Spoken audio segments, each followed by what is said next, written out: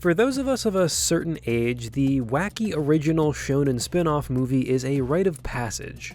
Whether it's Ninja Clash in the Land of Snow, Memories of Nobody, or, one of the 14 different One Piece movies, there's something oddly nostalgic about a questionably canon standalone story featuring our favorite shonen characters. But in a post-Demon Slayer world where everyone wants to make big-budget movies of source material, this film approach is becoming increasingly rare. 15 years ago, we'd probably already have multiple original adventures from the likes of Black Clover, Demon Slayer, and Jujutsu Kaisen. Instead, all three are getting, or have gotten, canonical source material adaptation movies. Now, the merit of splitting a story's adaptation into different mediums is a discussion for a different time, but the point here is that My Hero Academia is kind of the odd one out nowadays, as MHA's third movie, World Heroes Mission, captures the energy of a more classic era of shonen spin-off movie, with all the pros and cons that come with it.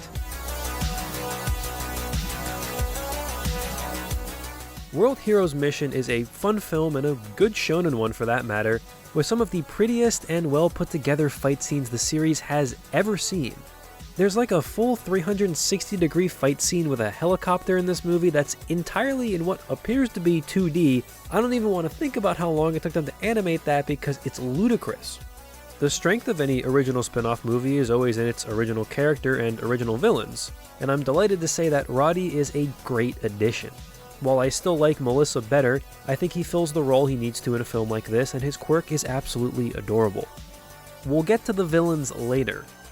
The lads' road trip feel a lot of this film had did kind of pleasantly surprise me, and admittedly the most excited I got in the theater was when an Asian Kung Fu Generation song started playing. The action is well paced, everyone gets at least a cameo, and it's always fun to see these characters on the big screen. And that's kinda where my pros end here. I enjoyed this movie, quite a bit actually, because I still enjoy My Hero. The film is kind of just more My Hero. Obviously the production quality is much higher, but you could have aired this in like 4 chunks on TV, called it the F word, and it kinda would have had the same effect. Real ones remember the Naruto Power arc. It's a good time if you want more MHA, but the only thing that elevates this story above any regular shonen filler is its production quality and delivery method. I said that this movie captures the energy of a classic shonen movie, not that it is a classic shonen movie, and that's mainly because of its desire to have a firm canonical spot in the larger series. I do admire Hoshikori in wanting to have a big involvement in the movies and also making sure they work canonically within the story.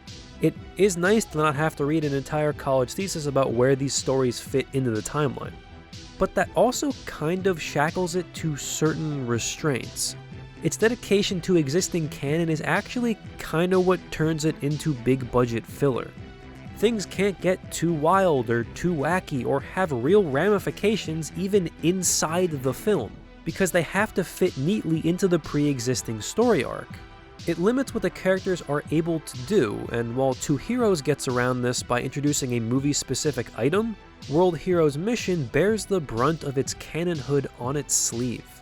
Using this method for your original films works to maintain continuity, but also stops us from getting a Broly or a Cooler or the best Shippuden movie, Bonds, in which the Leaf Village gets bombed, there's a giant sky fortress, and Sasuke shows up for some reason. Outside of maybe the opening scene, nothing that outlandish happens here, and while I did enjoy this movie, I want to say that again, I can't say I'm not disappointed given the kind of film I thought we were getting from the marketing material. Now, a good marketing misdirection can always be fun for a film. I mean, look at the marketing for Dune as a perfect example. But after the emphasis on the new outfits and the almost spy thriller feeling, that stuff being in the movie for about 5 minutes kind of gave me whiplash. I wasn't expecting like a deep, gripping narrative akin to one of the show's actual arcs. It's a shonen movie, I understand the limits.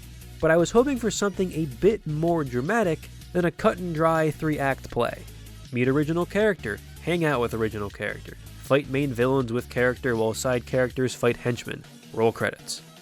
It doesn't help that the villains are kinda weak sauce, all things considered.